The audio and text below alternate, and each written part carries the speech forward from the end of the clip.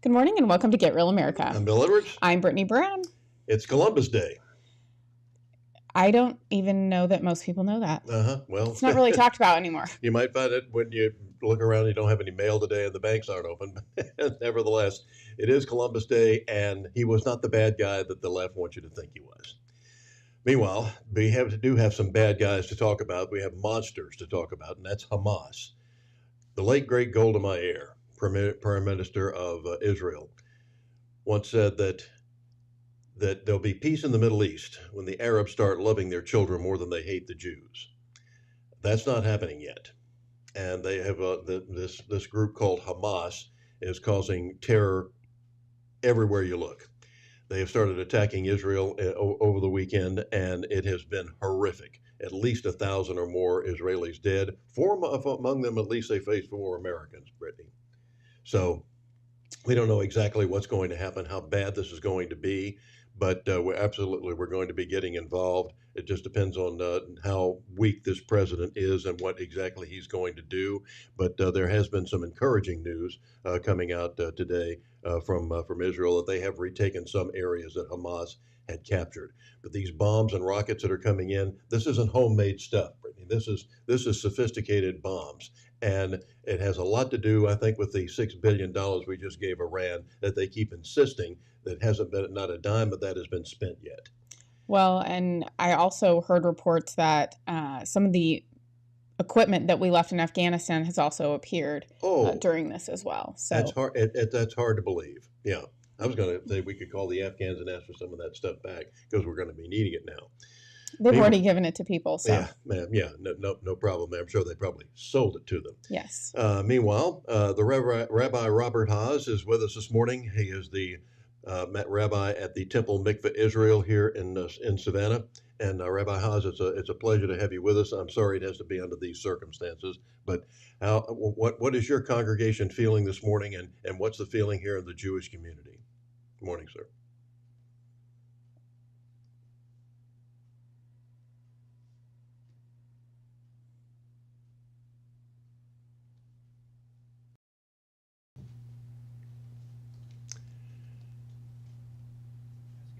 All right, try it again. We're having a little technical difficulty, as hard as that is to believe.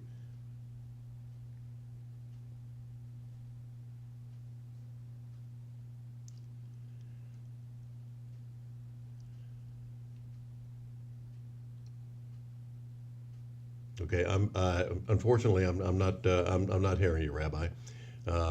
May have to reboot this system or whatever it is that we have to do.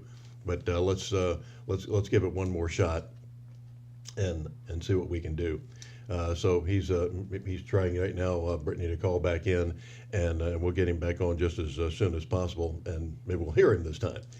So this is one of the most unbelievable. We're talking about a monumental failure of intelligence, but what is striking to me, Brittany, is that the Wall Street Journal was reporting that this had been going on for weeks. This attack didn't just happen. Rabbi Haas, let's see if we can hear you now. Can you hear me now? Yes, sir. Good morning. Yeah, good morning, sir. Mm-hmm.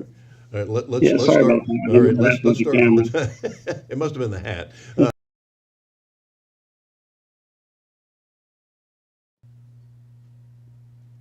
Well, it's gone again.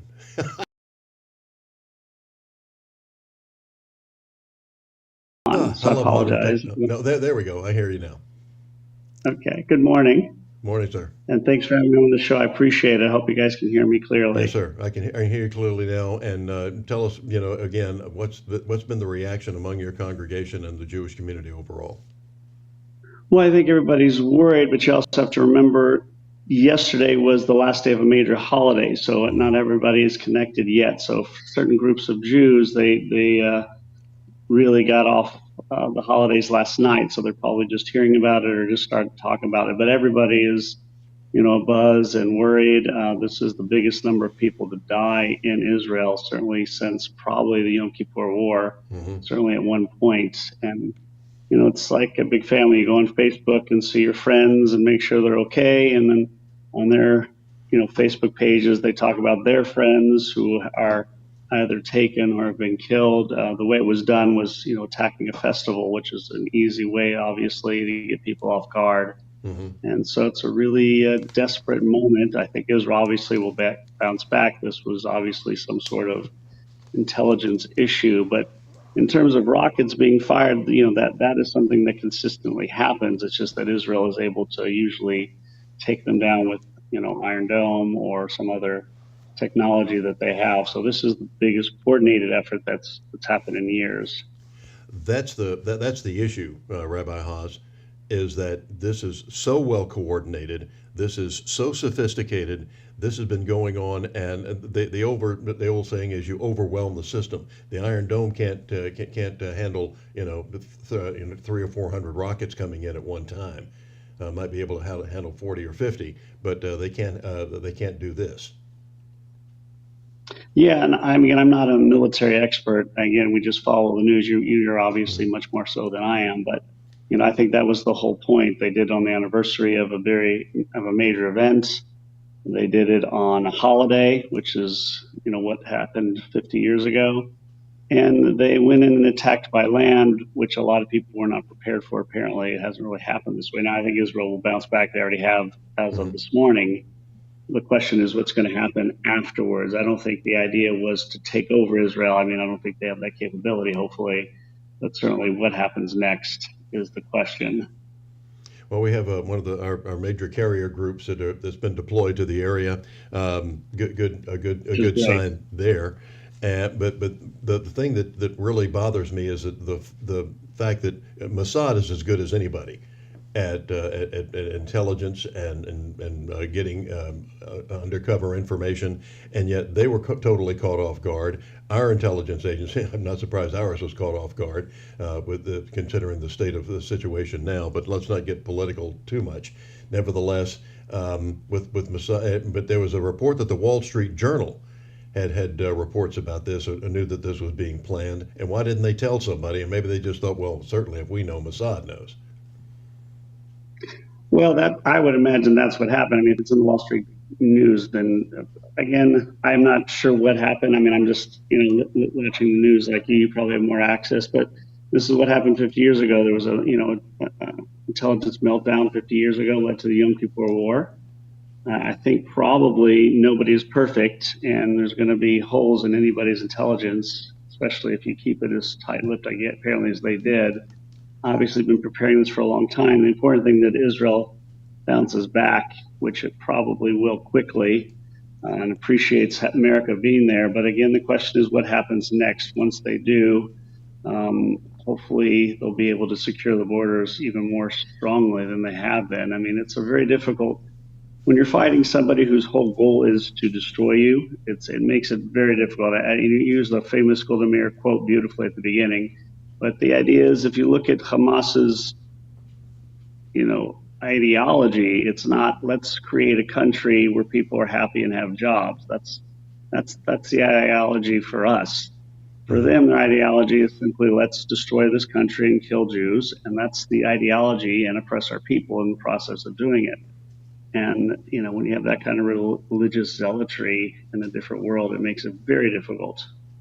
Well, we know right now, Rabbi Haas, that one of the things that is disturbing is that how much money we've just given Iran, releasing their money. They say, well, that money hasn't been spent yet, but they can get around that from the fact that when worldwide banks know they're going to be getting $6 billion soon, that they're good for any kind of loan they might want to give them, or they might just want to forgive the loan in the first place. And they were getting too much money that they say they're going to be used for humanitarian purposes. Well, you and I know that that's just a joke. Humanitarian for them would be to destroy Jews.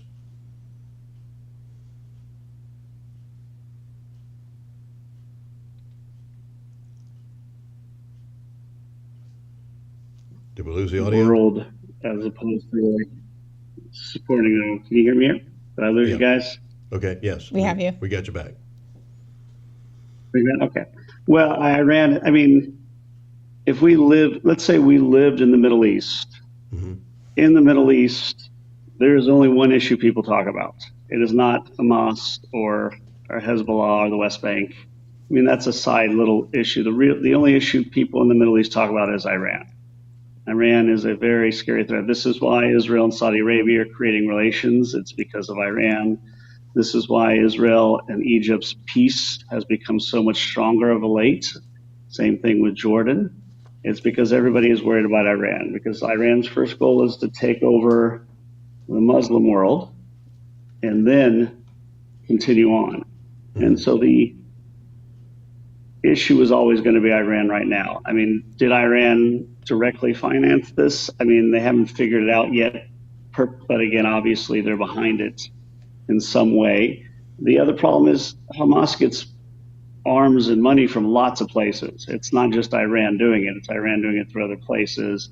And so obviously, you know, they talk about how they've been cut off from the world and there's not food and there's not enough of a lot of those other things, which may be true, but they're able to fit in tens of thousands of rockets and mortar and tunneling devices that are supposed to be used for housing. So it just shows that, you know, the world looks at, you know, Gaza as being oppressed, which it is, but it's being oppressed by its own leaders in many respects, because they have access to stuff. Apparently, they're just not taking in the stuff that should be taken in. Mm-hmm. All right. What do you think the response really ought to be? I think it ought to be very strong, and I think we ought to be doing some attacks on Iran itself.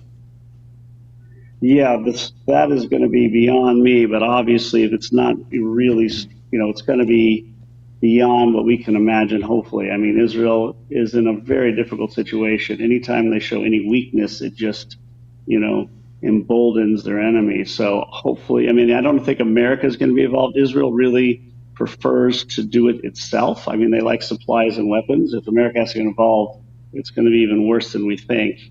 But we all appreciate America sending their ships out there just in case, but it's going to be hopefully it's going to be unfortunate for the regular people in Gaza who are just regular folk like you and me. But when you have leadership like this, there's really very little the outside can do. I don't know if Israel's going to go in and take back Gaza. I don't know what kind of support they're going to get from Egypt, from Saudi Arabia, and from Jordan in doing this. I don't know what's going to happen in the West Bank. Hezbollah, I didn't read if anything additional happened this morning from the north, but we'll see what happens there as well. But I think it's going to be massive. They're going to be going in there, I assume, but we'll see. Well, and going back just a little bit, why is there such an issue because Israel has tried to make peace with things, and from what I understand, they gave them the Gaza Strip. So what has initiated this conflict between even Palestine and Israel? And I know that that's probably a very loaded question because it's been going on for so long, but I think a lot of people have a hard time understanding on the Israel side why this keeps happening when I feel like Israel has tried to make concessions. Well, it may just, I could probably explain the entire Middle East issue in 30 seconds and just get it all done for you. No worries. I love it.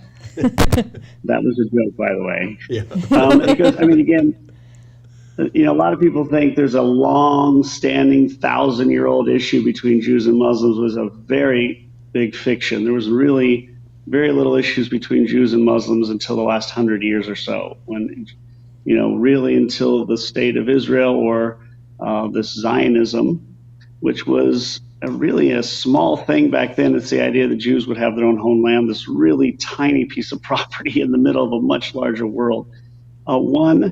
It is the idea that we want to be in total control of this area no matter what, even if we weren't there before. Most of this area, there was very few people living in it. 2, it's an ideology that nobody else can be here but us. 3, I think most importantly, is it's an excuse. As long as we have an enemy, we can do anything to our own people. It's, you go to the grocery store and the list is get apples, bananas, and don't forget to say something negative about Israel. And so that's the ideology that is in this world. Now, again, the people in Palestinian territories are not living the life you and I are, but they also have had a lot of opportunities to have their own country. Israel left Gaza. When Israel left Gaza, they left the factories, they left the plants, they left everything intact. And the first thing Hamas did was destroy all of them, because you don't want your own people to be, employed. You don't want your people to be happy. And that's really a sad fact of life. Israel has really not tried to make peace in the last 10 to 15, 20 years because I think both the left and right, we think of it as it's not really a unique position anymore. It's not one-sided. Both sides agree right now in Israel that it's not tenable. So until you have somebody else who has the willingness to do it, you're not going to be able to. So it's really more of just blind hate and basically using Israel as an excuse for all your issues. Mm-hmm. And when people are seeing these issues, it's very, to them, they have to go to checkpoints in some places in the West Bank. They don't have food. All of their education, if you look at the materials they get for education, it's all anti-Israel. Israel is the devil. America as well. America is the big devil. Israel's kind of the little one. So it's really just this ideology that is really strange to us, especially considering this is a very small piece of land. And if we went to Israel 130 years ago, like if you read what Mark Twain wrote about Israel 130 years ago, it was basically a piece of nothing. There was swamp and desert. Nobody lived there.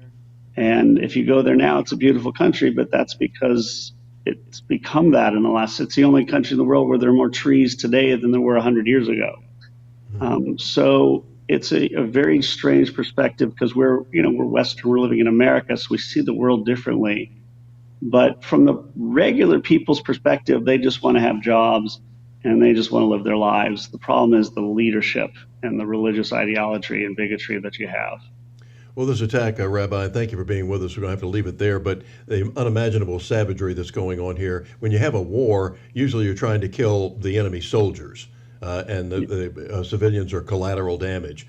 They are attacking everybody, women, children, babies, Holocaust survivors, for God's sake, invalids. It's pathetic. Yeah, that's the goal. The goal is to attack anybody Jewish. This is basically what they've been doing. They just haven't had the ability to have it on this level at this point. But that's been always their goal, is to try and take civilians. And then the world will look, because they understand that there's a lot of prejudice in the world. The world will look at Israel right now and say, we're sorry about what's going on. But 2 or 3 days later, the world will be, why is Israel doing this? Why are they retaliating so much? They should only retaliate equally, which is obviously not what any reasonable country will do. You have to do what you have to do, unfortunately. Well, Rabbi Haas, our prayers are with you and the Jewish community, and we hope we get this resolved. And thanks for getting up early with us on a Monday morning. Oh, my pleasure. I'm always up on a Monday morning anyway. No worries. Have a good day. God bless. All right. Thank you, sir. You guys, thank you again for all your work. Okay. You too. All right. Rabbi Robert Haas, the Rabbi of Temple Mikveh, Israel. Well, and we're going to go to break, but when we get back, there's more to talk about. Yeah, boy, there sure is. Coming up.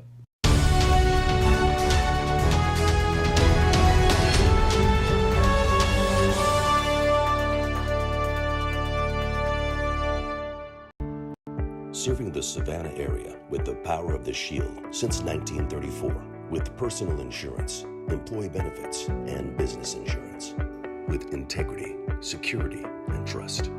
For more information, go to thepoweroftheshield.com. Foxy Loxy, Coffee Fox, and Henny Penny, making life better for Savannahans with their kolaches, tacos, coffees. They're just amazing. Buy local and keep the torch lit.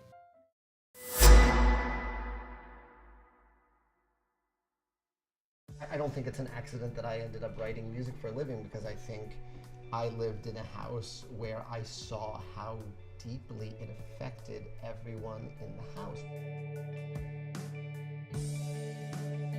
And just how much everyone defined themselves by the music they listened to. Music as a framework, I think, gave my parents my identity from a young age. You can like any music that you want if it makes you feel happy.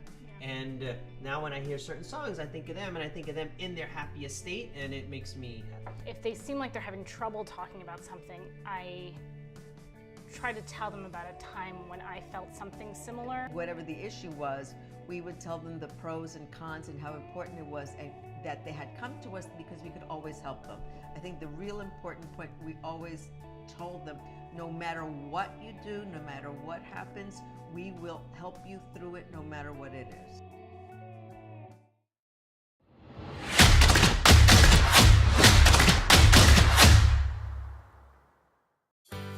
Are you a mom or dad? Do you have little kids with big dreams?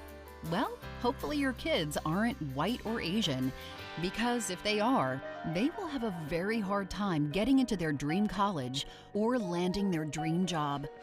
Top schools and corporations are run by left-wing Democrats, and they openly discriminate against whites and Asians. So even if your daughter has the best test scores, even if your son has amazing grades, even if they spend extra hours studying and doing everything right, it won't be enough. Unless you suddenly discover that you're part Cherokee, or transgender, or in the country illegally. Otherwise, your kids are out of luck. Which begs the question, if Democrats are hurting your children, why would you ever vote for them? Stop the bigotry. Stop the insanity. Paid for by Citizens for Sanity.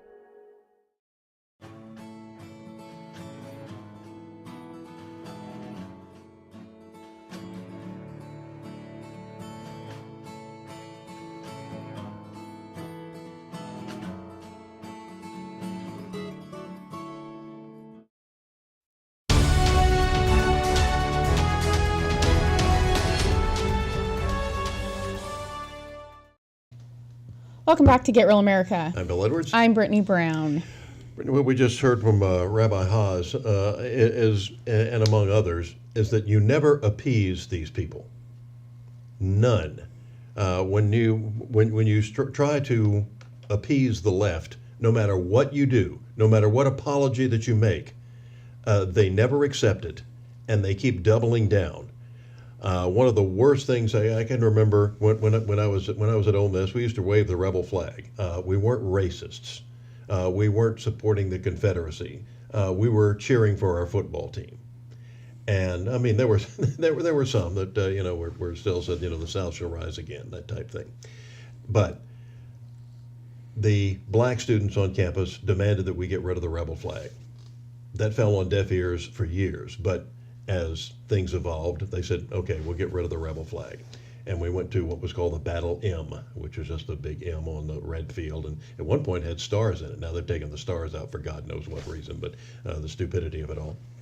Yeah. Then, but that wasn't it. All of a sudden it was like, okay, you got to get rid of Colonel Rebel, which was the mascot, because he represented the plantation owner that owned slaves. Oh, jeez. So then they got rid of Colonel Rebel. And then it was this, that, or the other. They kept saying nothing we did and nothing that you do to these people, well, no matter what kind of concessions you give, they're never satisfied.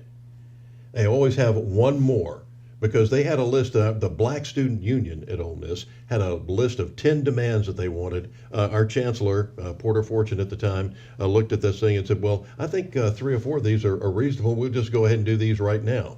2 weeks later, they said, the chancellor still hasn't answered our 10 demands. They had 4 new demands. They went one time and told the Student Housing Authority, they said, we'd like an all-black dormitory. Well, the manager of student housing said, we'd love to give you one, but there's one problem. You've made your own bed, so you have to sleep in it. If the federal government finds out that we have a segregated dorm on this campus, we're going to lose our federal funding, and you'll be the first to go. So the unintended consequences of some of this, but you never, no matter how much you would try to appease these people, it doesn't matter. So giving them the Gaza Strip was and over in Israel was basically okay, we got that, but that's not what we want. They want to get rid of Israel. Yeah. It's like they said. This is pathetic. Yes, it is. And we have a lot of comments this morning. Lizzie Warren says Biden is no friend to Israel. No kidding. Biden's recent money for hostages with Iran has changed the calculations. Iran's money is fungible. USA will potentially be fighting 2 proxy wars under Biden. Yes, thank you for everyone that voted for Biden. This is what you get. Yeah. I want reparations from you. Yeah. Israel was barren and sparse before the Jews were given Israel after World War II. They made the desert bloom. They did. And I did my radio show from Israel, and I was so impressed with how beautiful it was in many cases. And you're out in the desert, and the date trees are growing, the date palms are growing, and we eat some of those. Those dates are terrific. They have, and you go by fields of strawberries and blueberries that are growing. How is this growing in the desert? What they've done, and where we were staying at the Hyatt when we were at the Dead Sea, they don't have the sprinkler system that sprays water just willy-nilly everywhere like we have here. They have soaker hoses, and they got little hoses in the ground, and the water just trickles into the soil, and gives the plants all they need. There's no waste, practically no waste. It is amazing what they have done, and like Rabbi Haas said, when we turned these places over to the bad guys, when they came in, they had these factories. They could have put people to work. They could have made money to buy more bombs to kill people. They could have done even they might have even improved their own life to have some food or something like that, instead of blaming the Jews for not having food. But no, they destroyed the place. And they want to keep their people stupid. Yes. They don't teach them how to read. They said, "Oh, that's in the Quran." Okay. If somebody comes up, I had people tell me once upon a time, so and so's in the Bible. Well, I started reading the Bible and said, I can't find this anywhere. What do you mean this is in the Bible? I don't see this in the Bible. And that's because I hadn't read the Bible when somebody was telling me what was in the Bible. But at least I could read, so I started reading, and that's not there. So they're doing this. These imams are doing the same thing. These people can't read, so they don't know what the Quran says. They only know what the imam tells them the Quran says. Yeah, and we'll finish out some comments here. Mary McCann Hybrider said it's barbaric. Lizzie Warren, exactly. Stolen elections have consequences. Christy Maud said, from my Jewish girlfriend with whom I just spent time with in Israel, they are all upset it took so long for Israel to respond. Israel has always been misunderstood as the Palestinians are master manipulators of media. They use human shield, distort reality, and spread fake news. Israel has been pathetic on social media or elsewhere, telling it as it is.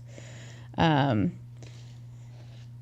feel for the people that live there. I don't even know what to say. Watching some of the videos coming out of there, I don't know as how we as Americans can complain about where we live, or but this was created, and we'll get to this a little bit later in the show, but there's now reporting coming out showing that a lot of our politicians were buying stock in military companies. So did they know that something was about to happen? I don't know, but it just makes you think these people are evil.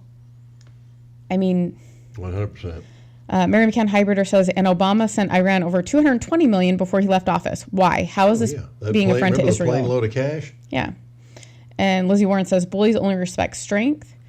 And Christy Maud said she hasn't slept. This is referring to her friend in Israel. She hasn't slept in 3 days and can't stop crying. She's an intelligent dentist. It is so very sad. We have other friends who all stayed in bunkers. They are terrified. And she said they will never want peace. No, they won't. They won't be satisfied. And how do you think the rest of the world is looking at this? Russia is looking at, you can see where Putin is looking to see what we're doing, and you know that Kim Jong-un, as well as what's his face, Wan Flung-Dong or whatever that's in charge of China, is looking at this and salivating over going after what they call Formosa, that we call Taiwan.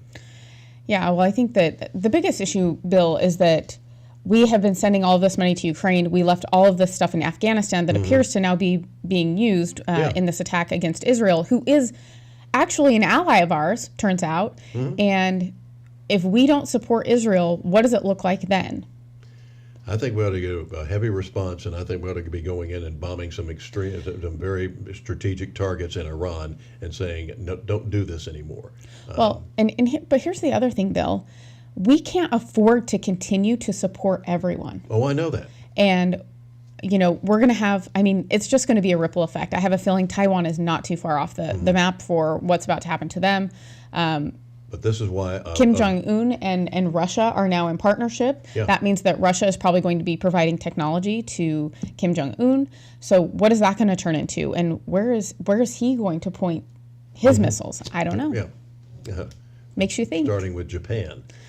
But that's why we have to have an overwhelming response, and it has to be now. So let's just see. I was amused at the Yahoo headline this morning, Yahoo News, saying that this may have some problems for Joe Biden's reelection in 2024. You think? This is what the news media is worried about, whether or not this bastard's going to get reelected. Well, here's the thing, but here's the thing. People that voted for this, this is on you. Exactly. He has, you look at what happened under Trump and what we're living under now, it's only going to get worse. And it's because you guys voted for someone because you thought he was a nice guy. Well, He didn't he's not have so mean nice. Yeah. tweets. Yeah, he's a liar, and he's definitely put the world at risk. So when we get back, we'll be talking with Brittany Ellison. She is over the Leadership Institute here in Georgia, and they are doing a tour, doing some training. So coming to Savannah, October 30th. That's coming up next.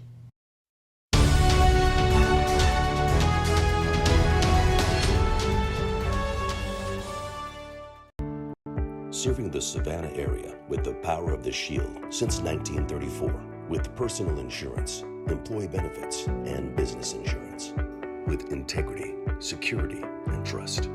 For more information, go to thepoweroftheshield.com.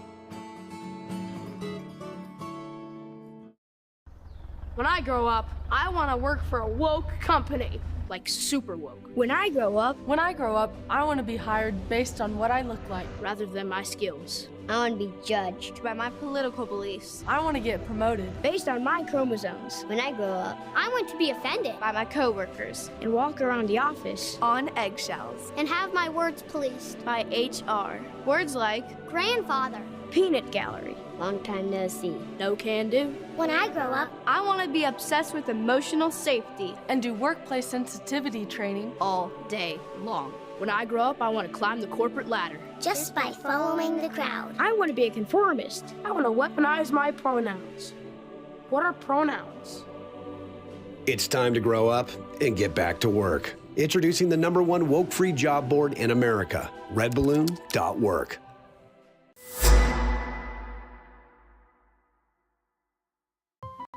Foxy Loxy, Coffee Fox, and Henny Penny, making life better for Savannahans with their kolaches, tacos, coffees. They're just amazing. Buy local and keep the torch lit.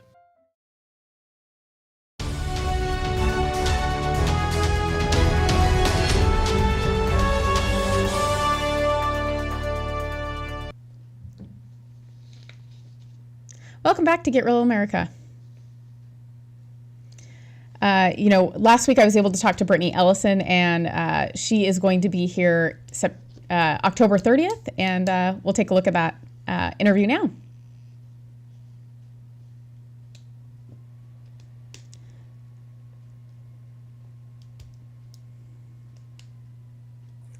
Welcome back to Get Real America. I am Brittany Brown, and of course we have with us today Brittany Ellison. She is the director of the Leadership Institute here in Georgia. Thanks for joining us today, Brittany. Thanks for having me. Yeah, absolutely. So I get this question all the time. What is the Leadership Institute? So talk to us a little bit about what you guys do, and are you guys like a recent established organization, or have you been around a while? No, so Leadership Institute was founded in the 70s by Morton Blackwell. The headquarters is in Arlington, Virginia, and Morton still to this day leads the entire organization. So we've been around for quite a little while. Okay, so what do you guys do? Our purpose... Sorry, go ahead. No, I think you were about to answer my question. So what do you guys do? Yes, so our goal is to train conservatives, and so that we can encourage them to be effective leaders in the public policy process. Okay, awesome. Is there a specific focus for you guys? Like, is there any policy that you guys are really focused on right now? No, since we're a C3, we don't really endorse candidates or take a side on policy, but we just really want to give people the practical skills to lead in their community. We train on everything from how to run a county party to how to run from office and everything in between. Okay, so let's say I don't have really a role in the Republican Party. You know, I'm just kind of a layman, if you will. Like, what benefits would people get from taking this type of training? I think there's a lot of benefits to anyone who is just interested in the public policy process or the campaign process. We're doing a lot of local leader trainings right now. And what we teach in that training is that there is a spot for everybody. And we really need to take advantage of anyone who is excited and willing to serve. So if you just have that interest, come to one of our trainings and see where you can get plugged in. Awesome. And you guys will be in Savannah on October 30th. Is that right? Yes, we will. October 30th from 6 to 9 p.m. at the Embassy Suites by the Savannah Airport. We'll be there. We'll give you a dinner, and we will go through a local leader training that talks about just practical skills of running a county party, volunteering in it, how to grow the party, stuff like that. Awesome. So you guys are doing a lot of things around Georgia. Like, I can't believe how many dates you guys have on your calendar right now to do these classes. How long do these classes go? Like, if someone's like, oh, you know, October 30th, it's Halloween in Savannah. I'm not going to lie to you. We're the most haunted city in America. So a lot of people have plans that night, I'm sure. Yes, well, we thought that'd be a fun time for us to come down there as well. Yeah. Yeah, we are doing trainings all throughout the year, and next year we actually are providing some of the trainings for the Georgia GOP University as well. But if you don't see a date that works for you and you've got a group of people that want us to come down, we will make it happen for you. Okay, awesome. So do you guys do anything with some of the, we call it ballot chasing in Georgia because ballot harvesting is, of course, illegal. So do you guys help with any of that kind of stuff? Yeah, so we actually are about to roll out an entire election integrity training program that will have that included into it. We're very excited about it. We're actually meeting next week as a staff in Sarasota, and we will have the whole curriculum developed and ready to go. Awesome. So when do you guys plan on launching that here in Georgia? And are you guys going to be doing the same type of tour that you're currently doing for the leadership trainings? Yes, we'll probably roll it out by the end of the year, and we are thinking about starting it online so that anyone who wants to join a webinar can do it. But if there's a lot of interest to come to a certain area, we will absolutely get a little tour going as well. Very good. I really like it. So I'm actually going to be attending the October 30th here in Savannah, which I'm really excited about. So what can I expect? Am I going to be, how long is the training, and what are the things that I should bring with me? Sure. So the training is 3 hours long, including a dinner. And we will go over a lot of different things. Subcommittees a part of the party. Hopefully we will give you some more tools to grow your county party. One of the activities that we're doing that I love is reaching out to independent voters and figuring out how to kind of message to them and bring them in. So hopefully you'll get some encouragement and ideas from that as well. Love that. So what kind of feedback are you getting from doing these trainings? We've gotten a lot of great feedback, and people are wanting to go even more in depth, which I love. Our local leader training really is kind of an overview. Here's what you can do as a county party or a YR group or a women's group. And then people are wanting to come back and go into more detail of messaging or fundraising or stuff like that. So we're glad the excitement's there, and we're hoping to be able to help wherever we can. Awesome. So what's the one or two topics that you hear people are like, we absolutely need to do more of X? Messaging, I think, is huge. I think that we have struggled as conservatives to really get our messaging right. And so the way to be able to reach out to people who aren't a part of the party or are brand new to the party, I think that's super important, and people are wanting to know how to effectively do that.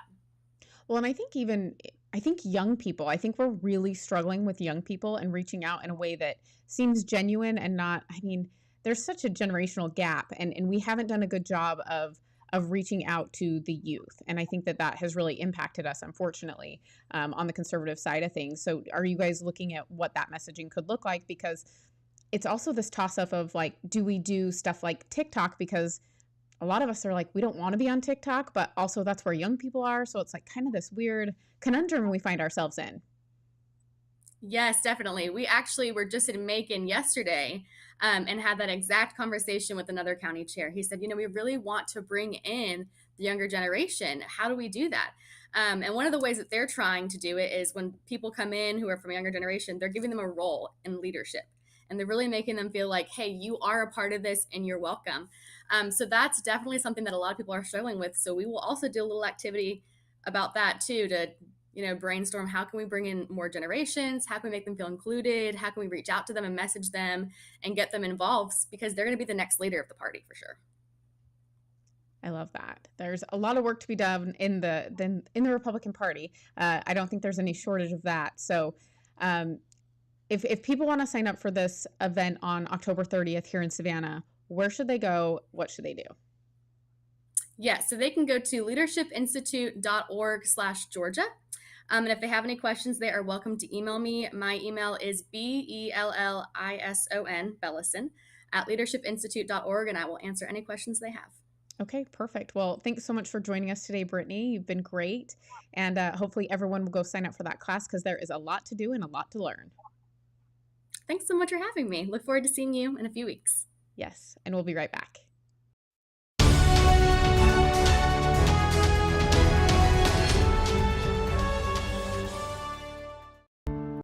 Serving the Savannah area with the power of the Shield since 1934, with personal insurance, employee benefits, and business insurance. With integrity, security, and trust. For more information, go to thepoweroftheshield.com.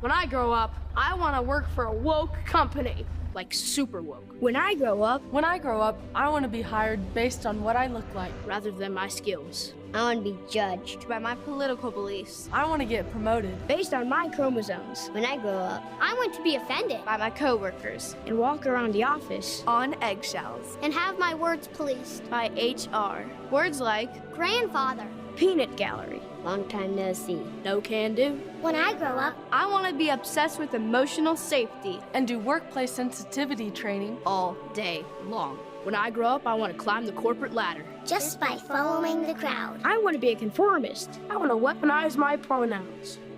What are pronouns? It's time to grow up and get back to work. Introducing the #1 woke-free job board in America, redballoon.work.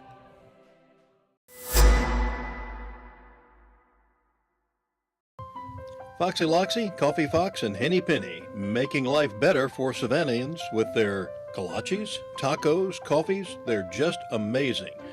Buy local and keep the torch lit.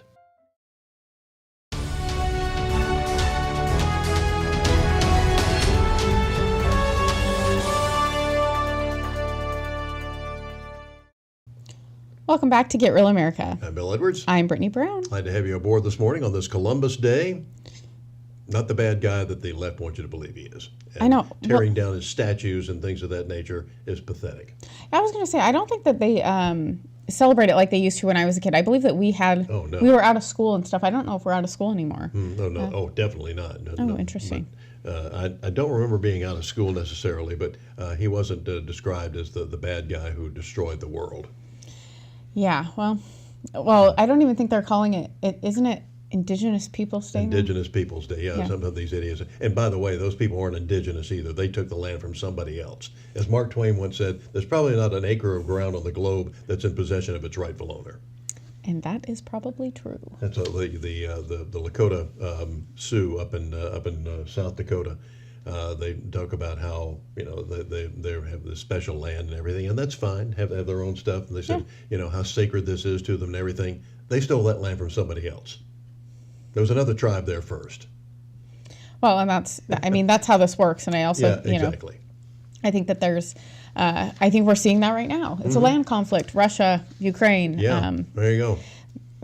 It was ever thus. Yes. So, jumping back into, I was telling Bill during the break, growing up, I don't ever remember people being pro-Palestine. I just remember us always being pro-Israel. They were always an ally. And I feel like with Ilhan Omar in office, I feel like we've seen this more pro-Palestinian movement come about, and just looking at kind of what's happening or from coast to coast, a little bit concerning to me. We were seeing clashes with different people over the weekend. One of those clashes happened in San Francisco between the pro-Palestinian and the pro-Israel. I don't know how you could be pro-Palestinian when you see what they did to the women and children over there. A lot of the videos coming out, I was disturbed by. It really impacted me. Like, I can't believe that these people, this is what they're living through right now.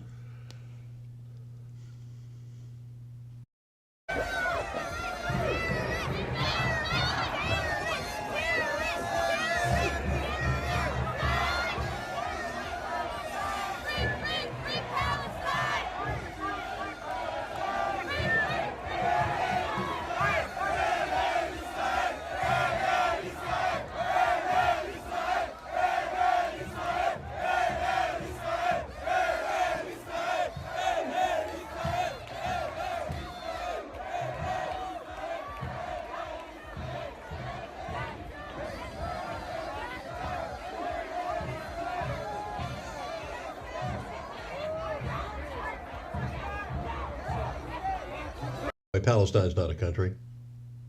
There's no Palestine. Well, I mean, Lizzie Warren has a suggestion. Why don't those protesters volunteer to replace some of the current hostages? There you go. Perfect. Yeah, definitely. Well, and people that voted for Biden, how about, you are so on board with how he leads this country and is helping the world become a much more unstable place. Yeah. We can trade you for some as well. Yeah, we'll send you over there, see how you like it. Yeah, see, I think that Americans, we have been spoiled for way too long. So I think people need a dose of reality. You guys are so concerned about pronouns and this ridiculous crap going on over here. And there are real problems in this world. And, because we have had it good for so long, we're creating problems that didn't ever exist before. Yeah. Ask Hamas if they know their pronouns. Oh, I would not do that. The other thing that's really scary, Bill, is number one, our border, which we're going to talk a lot about tomorrow. But the border issue is we have so many people coming across the border that do not have any interest in being an American. And we saw this in Times Square over the weekend about, this guy talking about everyone needs to be Islamic, and they're not going to stop until it hits every household. Yeah. And this is what it looked like. We're done being tortured and hurt and judged. This is the correct religion. This is the religion that all of humanity needs to be upon, of Islam. And we will not stop until it enters every home. So I want you to repeat after me. I want to hear it in every single district. It should tremble. Brooklyn should hear it. The Bronx should hear it. Queens should hear it. Say it as if the Ummah depends on this, my brothers and sisters. La ilaha illallah. La ilaha illallah. Muhammadan Rasulullah. There is no God worthy of worship except Allah, the God of Jesus, the God of Moses, the God of Abraham, and the God of the last and final prophet Muhammad sallallahu alaihi wasallam. The amount of people that were there is kind of frightening to me. It is. And what he was saying was kind of frightening. Yes, and we were found on religious freedom. We don't care what religion you are. I think as long as you're peaceful, you're respectful, and honestly, I think being an American means that you live up to some of our traditions, some of our ideals, but it doesn't necessarily have to be in a religious way. Exactly. Because people were escaping religious persecution in England. So the monumental stupidity that is going on in this administration, if you are totally incompetent and don't have a clue as to what right from left or what your pronouns are, except maybe your pronouns, you have a good chance of getting a job in this administration. Cringe Jean-Pierre was talking about, along with AOC, the world's smartest bartender, last week was talking about how that all the people that came in here through Ellis Island, was the same amount, was comparing it to those who came through Ellis Island as the ones who are coming across the border now. Nothing could be further from the truth. Those people here came here legally. They had to be sponsored. They came here because they wanted to be Americans. They learned English. They sent their kids to the nearest public school, and they didn't demand that that kid be taught in their native language. They learned English. They changed their names in many cases because they wanted to sound more American, because they knew that their names were difficult to pronounce or spell or anything else. So they changed their names. They didn't change it to Smith necessarily, but Dobolashevsky, they might have changed to Doberman or something of that nature. Shorten it, respell it. In fact, we had a family here that when I grew up, they pronounced their name Rapé. We don't use accent marks in this language. They spelled Rapé, R-A-P-E. And you could look down the list. In fact, one of them was playing at Benedictine. We're looking down the list of here's George Rape playing for what? It was only when we heard the announcer on the PA system pronounce the name, said, "Oh, that's how they pronounce it." They doubled the P now. Oh, good. So it doesn't look like doesn't look like rape anymore. That's a good thing. At least from that. But I mean, it's things of that nature that in another language this doesn't. In fact, if I said I found a shell on the beach the other day, if you said shell to a Frenchman, that's the S word for excrement. In French. So different languages have different meanings. Yes. So, but these people, they came here to be Americans. They came here legally. They came here with talents. They wanted to go to work. They did stuff. They started businesses. And one of the reasons that we have such great food now, the variety of the food that we have, is because of all these people that came in and they brought their recipes with them. In many cases, they brought the plants with them. There's a lot of stuff that we grow here now that are not native to us at all. And that's how. But they wanted a piece of the American dream. We have a distinct American culture. This multiculturalism crap that they teach in school is just that, crap. Well, I also think they wanted to also contribute to the culture. Yeah, I think exactly. that's the other thing. Yeah. It wasn't about, I'm German. It was, they wanted to contribute what they had to America. So regardless, I just, Bill, it's very upsetting to see how many people are coming over the border unvetted. You have them talking about a border wall. I think they're full of crap. I don't think it's going to happen. I mean, I saw that they had taken down the border wall that was put up by the Trump administration, and they had put in a new wall, and it's made of mesh, and you can see that they have basically opened up the bottom of it and rolled it up so that they can get underneath it. I mean, what good is a wall if it's not solid? Not a wall. Yeah. And so Mary McCann Hybrider says most of the illegals are fighting age males, very concerning, and they're bringing children. That is not normal. I am sorry. And a lot of those children are drugged up beyond our comprehension. And we are paying for this as the taxpayer. How does that make you feel that our tax money is paying for wars? It's paying to kill people. It's paying to bring children over the border to be sex trafficked. I mean, and enriching the cartels. Yeah. And these are people who, as the late great Paul Harvey used to say, when all these people said we ought to get rid of our nuclear weapons. No, thank you. He said, if you do that, he said, you will put us at the mercy of those who have no mercy. And the cartels have no mercy.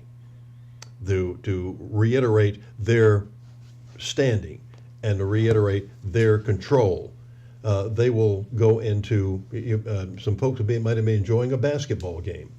And suddenly, heads will start rolling out on the floor instead of basketballs. Heads. When the old saying, heads will roll, they'll do that. Of killing people and beheading them, and letting the populace know that they are in charge. That might be the mayor's head that's rolling by, or the sheriff, or whatever. And said, and you realize the cartels are in control, and this is what will happen to you and your family if you don't toe the mark.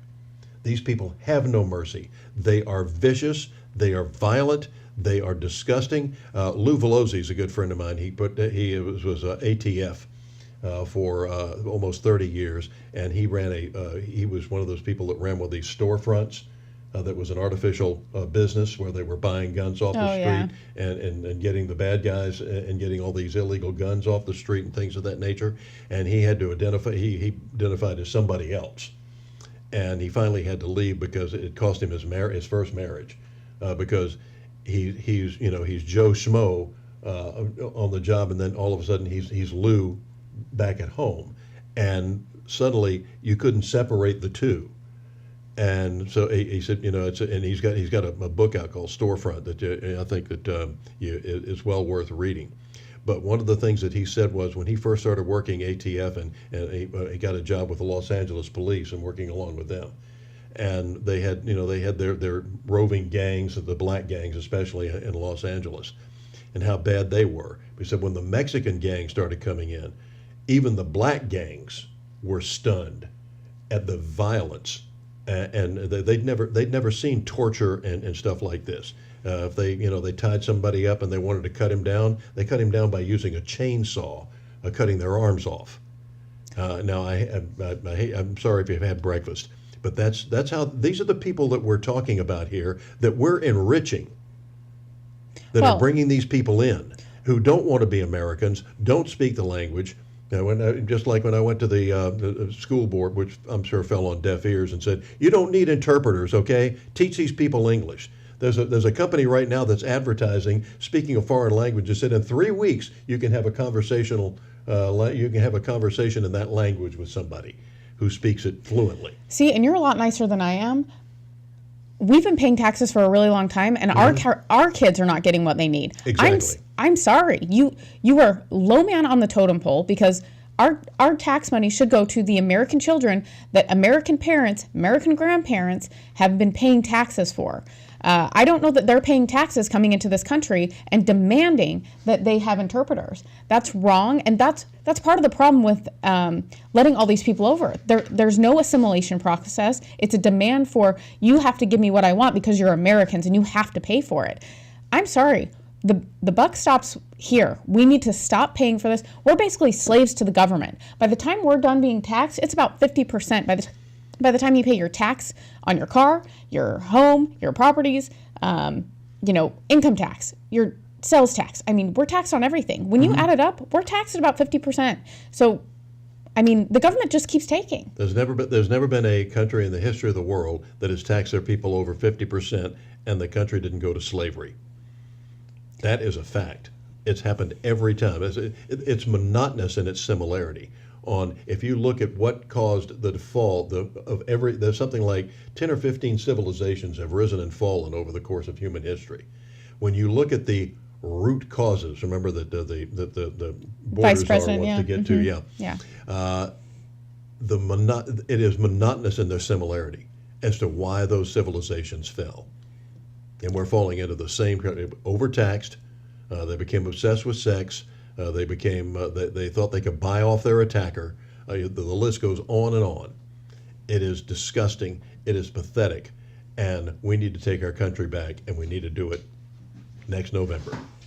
Well, we need to start now. Because we've got local elections coming up right now. Yes, and there's very few choices in this local election, but choose the best candidate you can. And here's the other thing. It only takes a small minority to change the course of history. Exactly. And I think we all need to remember that, because I think we all get frustrated. We're all watching the news. We're all upset because we understand the consequences of this administration's actions and all of the things that have led up to this. Communists were less than 10% when they took over Russia.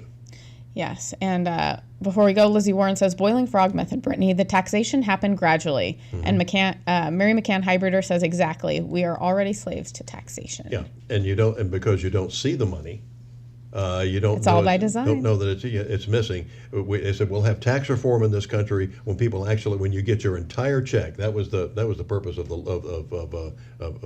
having getting your entire check. But if you had to sit down and write a check to the federal government, the state government, the county government, the city government, and you knew how much money you were paying, that's when we'd have tax reform. Yes, and That's when we'd have the fair tax. that's when we would get back to some normality in this country too, I think. Yeah. Well, that's going to do it for us today. Remember, you can always become a member on our website at thelocalspin.com. You can also just give us a donation or become an advertiser. Mm-hmm. Yep. We'll see you tomorrow. Have a good day. Happy Columbus Day.